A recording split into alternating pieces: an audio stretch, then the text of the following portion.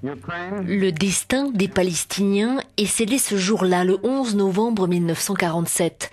Après la Deuxième Guerre mondiale, la Grande-Bretagne, voulant mettre fin à son mandat sur la Palestine, s'adresse à l'ONU qui vient d'être créée.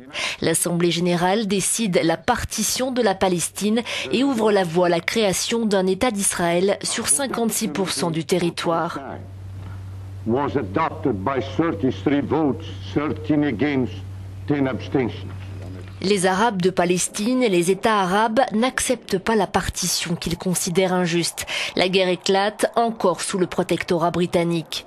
Le mandat britannique expire le 14 mai 1948. Or, ce même jour, avant même leur butoir et par surprise, le Conseil du peuple juif réuni à Tel Aviv proclame l'indépendance de l'État hébreu. C'est Ben Gourion qui signe le premier. Pour les Juifs, c'est un jour de fête. Pour les Palestiniens, en revanche, c'est la catastrophe, la Nakba. Durant cette année 1948, 750 000 Palestiniens sont expulsés de leurs maisons et de leurs terres. 400 villages sont détruits. Chassés par les miliciens de la Haganah, une force paramilitaire juive créée sous le mandat britannique, des centaines de milliers de Palestiniens vont devenir des réfugiés. Beaucoup partent en Jordanie, le seul pays à leur donner un passeport, d'autres au Liban ou ailleurs. Les camps de réfugiés provisoires vont devenir, au fil du temps, définitifs. C'est le cas de Jalazon, établi sur une colline rocheuse en 1949, près de Ramallah en Cisjordanie. Ils sont 11 000 à y habiter.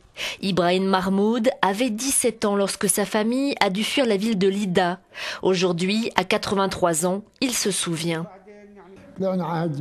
Nous sommes allés dans les montagnes et nous y avons passé 4 ou 5 nuits. Les gens étaient comme des brebis sans berger. Et puis nous sommes allés à Djamala, Der Amara, Betilo, puis à Kabat Jaber.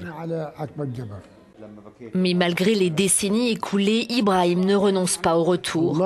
Je jure devant Dieu que nous reviendrons.